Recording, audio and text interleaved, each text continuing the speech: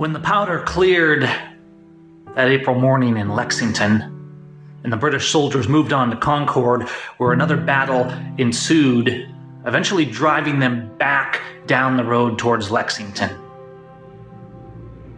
The British had drawn blood, and they had attacked the civilianry.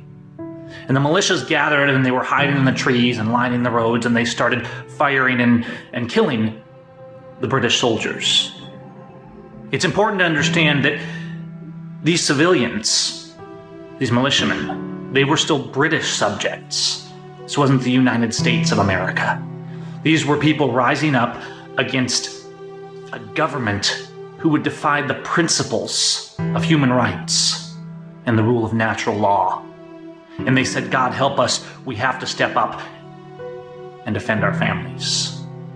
They didn't shoot first. They didn't have a principle of, well, let's pick a fight, let's go to war.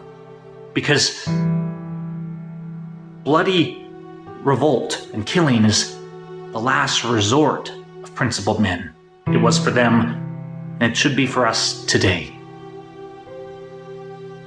But friends, it's with a heavy heart that I look on the state of what once was the United States of America. With more patriots being arrested every day as dissidents, it's becoming more and more clear that our government is doing one of two things, and likely both. They're telling the civilianry of America that they will comply, that this is a police state, and those who are dissenters and stand up will be punished. At the same time, they are pushing and pushing and pushing. I think it's fair to say that they're trying to push the patriots to violent action so that they can crush them and quelch the idea of standing up, quelch those who speak out and those who rise for liberty, so that once and for all, this can become a police state. It's with a heavy heart that I inform you, and I want you to understand that our government is in a state of treason against our Constitution, against moral law, God's law, and these states. And it's with a equally heavy heart that I say that most of our local officials and sheriffs are fully complicit in this. This is not the America that you grew up in. This is no longer a nation of liberty. The government has declared war now on this people, and they are attacking us with increased aggressiveness. The blood will continue to spill, the arrests will continue to be made. Now it falls to us. It's time to stop the pettiness. It's time to stop worrying about things like presidential debates. The government is gone, friends. The United States government has completely turned against the people. And any candidate who is not fully standing up against that is really not standing with our Constitution or with this people. As we see more of the Bundys and other patriots who are at Bundy Ranch in Oregon being arrested and hauled away. As we saw Lavoy Finicum murdered in cold blood, assassinated. As they come for people like you and like me,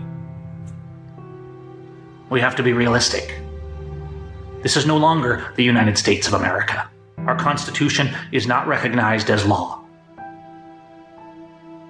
And we fall back to the state that was spoken of in 1776, where we have a government who has completely ignored law and justice and due process.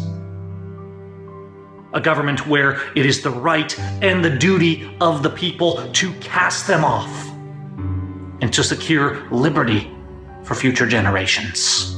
And we need to ask ourselves very carefully, what will we do? What can we do? This is not a call to violence. It's a call to stand principled and ready. It's a call for the people who value liberty, who love their neighbor as themselves, who love God, who love justice. It's a call for them to set aside distractions and to appeal mightily to heaven, to search our souls, search the scriptures, search our consciences for what to do, But it's also a time to begin running interference against this treasonous government. To do whatever is principled and right. To tie up the gears and break down the machine of tyranny.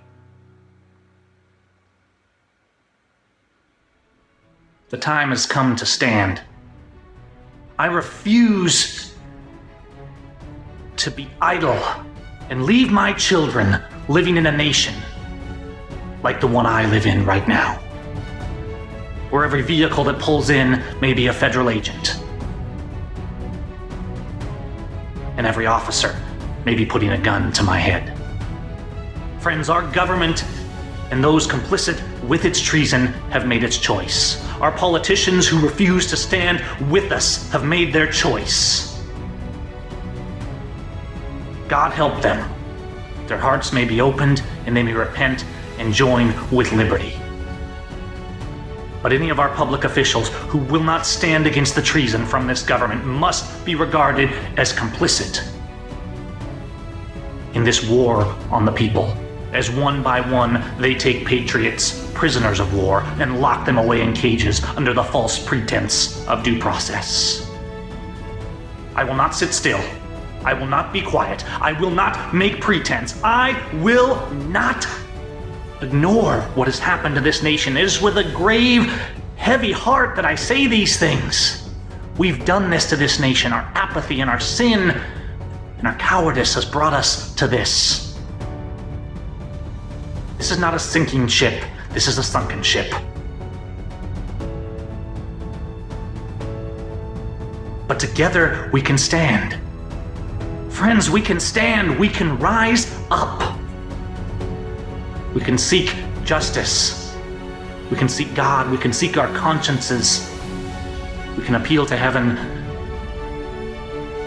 And we can start rising against this government. Wherever you are, get together with your neighbors who are principled. Watch your back. Pay attention to what's happening around you. Be prepared. So that we can rise, and God help us, that we can restore liberty for our children. This is the time we hoped would never come. But it is here. We should be wise as serpents and harmless as doves. We should never fire the first shot. We should not be rash to action. We should be principled, peaceful, merciful, forgiving, and bold.